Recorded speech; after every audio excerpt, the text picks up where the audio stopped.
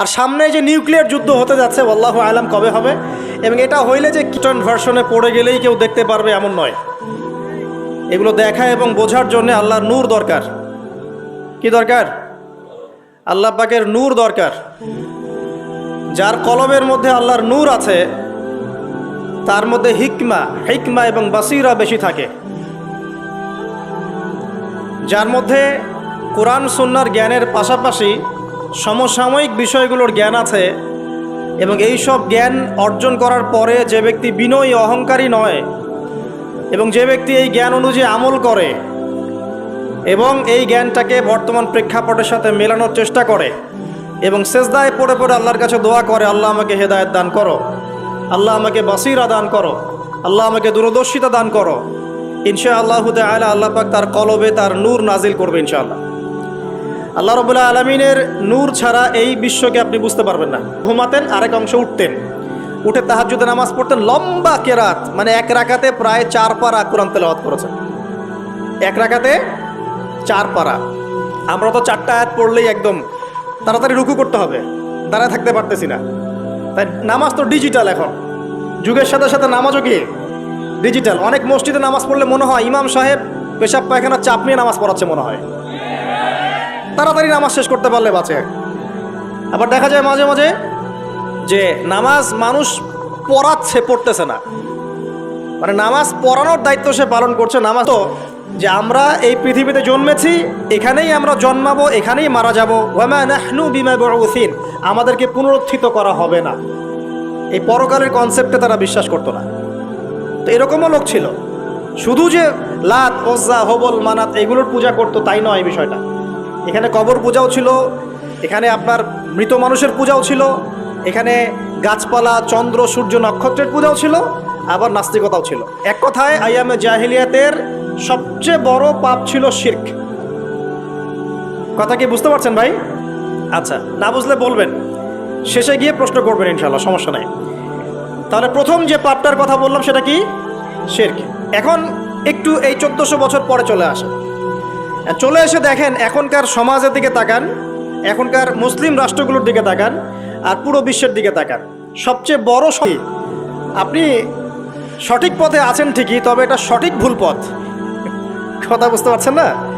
আপনি মনে করছেন যে আমি একদম চূড়ান্ত সঠিক বিষয়ের উপর আছি। হ্যাঁ, আপনি সঠিক বিষয়ের উপর আছেন ঠিকই, বাট আপনি সহি একটা ভুল পথে আছেন। এটা বুঝবেন পরে, যখন জ্ঞানের পরিধি বাড়তে থাকবে তখন বুঝবেন যে সহি পথ কোনটা, সহি ভুল পথ কোনটা। মুসলিমদের মধ্যে ফাটল সৃষ্টি করে জান্নাতে যাওয়া যায় না। যায়? পুরো মুসলিমরা একটা উম্মাহ, এবং যারাই মুসলিম উম্মার মধ্যে ফাটল সৃষ্টি করতে চায় এরা উম্মার বন্ধু নয়, শত্রু। মুসলিম উম্মার মধ্যে কোনো ফাটল সৃষ্টি করবেন না। সবার মাঝখানেই হৃদ্যতা ভালোবাসার বন্ধন থাকবে। যদি বিভিন্ন ধর্মের মানুষ একসাথে বসবাস করতে পারে একটা দেশে, তাহলে বিভিন্ন তরিকা এবং মাযহাবের মানুষও একসাথে থাকতে পারবে একটা দেশে ইনশাআল্লাহ। আমরা আমাদের মাঝে ইখতিলাফি বিষয় থাকতে পারে, কিন্তু দিন শেষে আমরা সবাই মুসলিম ইনশাআল্লাহ। দিন শেষে ইসলামের জন্য দাঁড়াতে হলে দল মত, তাই না? দেখেন আমরা কিন্তু আস্তে আস্তে ভুলে গিয়েছি তাদেরকে, আমরা ব্যস্ত হয়ে গেছি। ঠিক একইভাবে তারাও আমাদেরকে ভুলে যাবে। এই জন্যে আমি বারবার আপনাদেরকে মনে করে একটা কথা, আমার জীবন থেকে উপলব্ধি করি একটা কথা, যে একমাত্র আল্লাহ ছাড়া এই পৃথিবীতে এবং পরকালে আমাদের আপন বলে কেউ নাই। বাকি সবাই সবার স্বার্থের জন্য আছে। মানুষ মানুষের অবস্থানকেই মূল্যায়ন করে, মানুষ মানুষের অবস্থানকেই মূল্যায়ন করে। আল্লাহ রাব্বুল আলামিন আপনার ভিতরটাকে ভালোবাসেন। দেখেন আপনি যখন নামাজ মানুষ, তুমি বেপরদায় বাইরে যাবা, লোকজন দেখবে, কেমন হয়? ঠিক আছে, তোমাকে তো আমিই বিয়ে করেছি, তুমি আমার, মানুষ তোমাকে দেখবে কেন? ঠিক আছে, তো এখন স্বামী ভালো কথা বলেছে, আপনি শুনলেন, এটা আনুগত্য। আর ওই স্বামী যদি বলে আসো তো আমার কলিগরা এসেছে, ওকে খাবার সার্ভ করতে হবে, আসো খাবারটা পরিবেশন করো, এখন আপনি বেপরদা হয়ে আপনার স্বামীর কলিগের সামনে খাবার পরিবেশন করতে শুরু করলেন, এটা কি আনুগত্য করতে হবে না? তখন আপনি আনুগত্য করবেন না। সিম্পল, কোরআন সুন্নাহর অনুগত কাজে আপনি স্বামীর আনুগত্য করবেন, বিপরীতে গেলে আপনি করবেন না। স্বামীর আনুগত্য মানে স্বামীর দাসত্ব নয়। আর এই হাদিসটা আপনি কেন ভুলে যান যে আল্লাহ রাসূল সাল্লাল্লাহু আলাইহি ওয়াসাল্লাম বলেছেন, আল্লাহ ছাড়া যদি কাউকে সেজদা করা যেত, চালানো শুরু করে। সবচেয়ে সেরা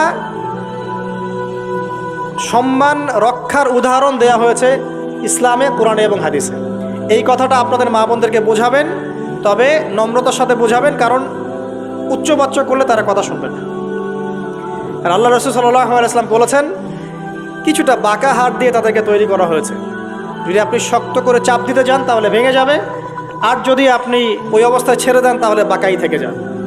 এখানে আপনাকে হিকমা অবলম্বন করতে হবে। আল্লাহ পাক তৌফিক দান করুন। একটা বিষয় বলছিলাম, ওই যে শিরকের পাপ এখন গ্লোবালাইজেশন হয়েছে না, ওই সুদের পাপ এখন গ্লোবালাইজেশন হয়েছে না। গ্লোবালাইজেশন বোঝেন? মানে বিশ্বায়ন, পুরো বিশ্বে ছড়িয়ে পড়েছে না।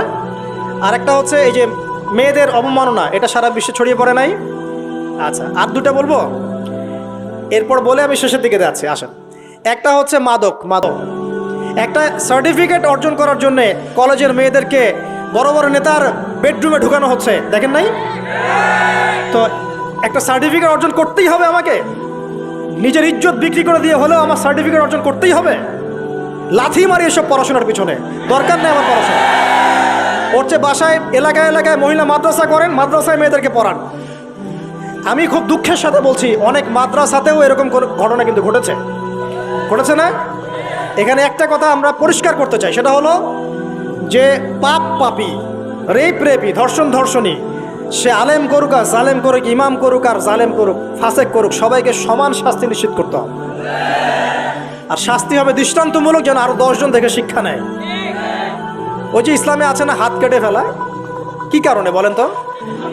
কারণ সবাই যখন দেখবে এই যে খুঁটির সাথে বেঁধে একটা চোরের হাত কেটে ফেলা হয়েছে, এলাকার সব মানুষ দেখেছে, চুরি বাড়বে না কমবে? সম্পর্ক করবো না কেন? পরকালে ফায়দা নাই তাই। এই গান এই মিউজিক শুনবো না কেন? আমি পরকালে কোনো ফায়দা নাই তাই। আমি অহেতুক এসব টিকটকের পিছনে ঘুরবো না কেন? পরকালে কোনো ফায়দা নাই তাই।